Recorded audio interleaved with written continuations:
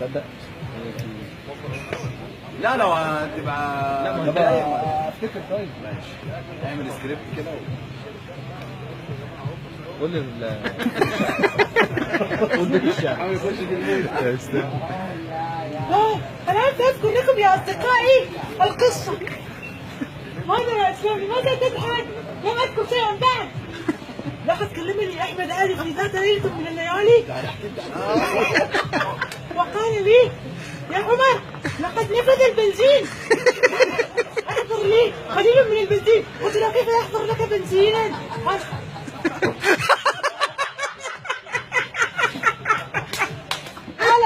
قال: احضر قليلا من الجركن. فجئت بالجركن ودخلت على الرجل وقلت له: اعطني قليلا من البنزين. قال: لا، لن اعطيك بنزينا. اذا اعطيتك بنزينا سوف يتم رفضي. انظر الى هذه الكاميرا. فنظرت وقلت: إنها كاميرا حقا، هل تصور الآن؟ قال: نعم، وسوف يفاعل صوتياتك اذا اخذت بنزينا. نعم. وقلت له: حسنا، ماذا سأفعل الآن؟ قال: اذهبوا الى بنزينة وطنية، فقد يعطيك بنزينا او لا يعطيك بنزينا. اذا كان الرجل طيب فيعطيك بنزينا، اذا كان شرير استعمالين نعم لن يعطيك بنزينا. فقلت له: حسنا، فذهبت إلى وطنية.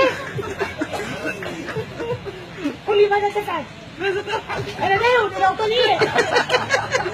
وعندما وصلت إلى هناك قلت له: أعطني بنزينا. قال: ادخل الى مكتب العقيد. فطرقت الباب قلت له: يا عمو، أيها العقيد.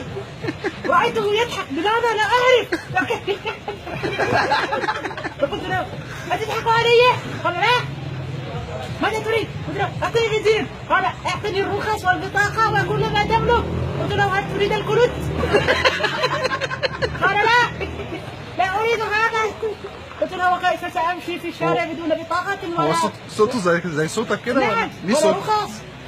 قال: حسنا، إليك بالرخص، وعندما تأخذ البنزين لابد أن يأتي صديقك إلى هنا ليملأ الشارع بنزينا. قلت له: حسنا. وبعد ذلك كلمت أحمد: أحمد، لقد أخذ البطاقة، سوف يبعث سيارتي. فذهبت إلى أحمد وملأنا السيارة بنزينا، ثم عدنا بعد ذلك إلى المحطة وأعطاني الرخص. بس كده خلاص كده؟ نعم، هذا التك.